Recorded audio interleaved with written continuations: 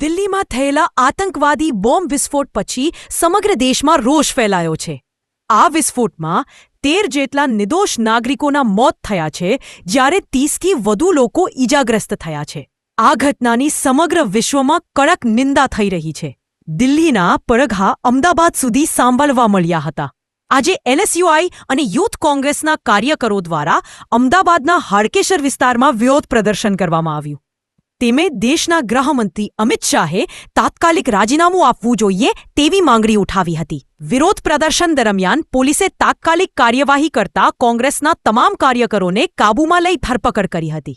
દિલ્હીના વિસ્ફોટ બાદ દેશમાં સુરક્ષા વ્યવસ્થા કડક બનવામાં આવી છે. Oscar Gujarati news report Harish Yagnik સાથે વૈશાલી રાણા, અમદાવાદ.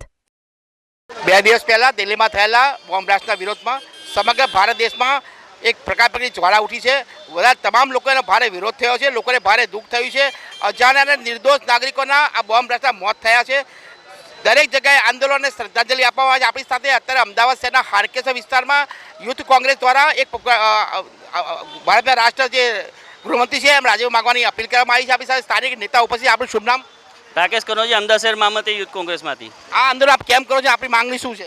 મારી માંગણી એટલી છે કે અમિત શાહ પોતાનું રાજીનામું આપી દે, કેમ કે વારંવાર આખા સમગ્ર ભારતમાં બ્લાસ્ટ થતા હોય છે, એમાં યુવાનો આખી પ્રજાનું ભોગ લે છે. અમિત શાહ અમને આંકડો આપે કે તમે કેટલો બ્લાસ્ટ કરાવશો અને કેટલા યુવાનો તમે જાનના એ લેશો.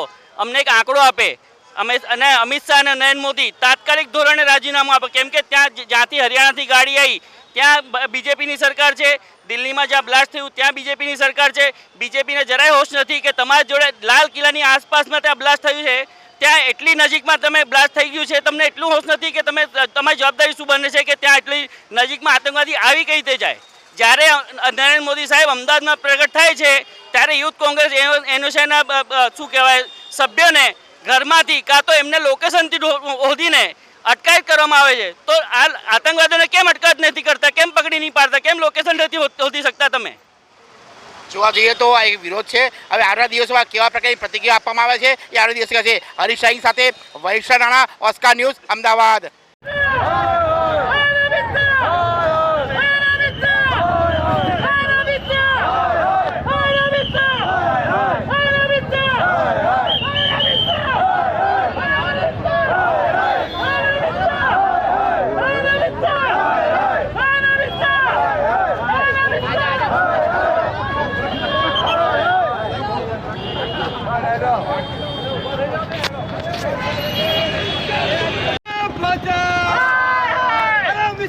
तुम शर्म करो, शर्म करो, शर्म करो, शर्म नहीं तो डूब मरो, डूब मरो, डूब मरो. अरे अमित शाह तुम एक काम करो, नारी बहन के डांस करो. अरे अमित शाह तुम एक काम करो, नारी बहन के डांस करो.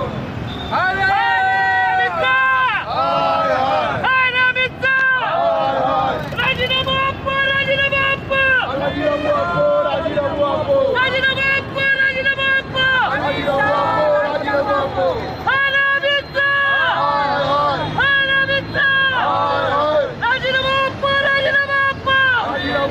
राजीनामा आतंक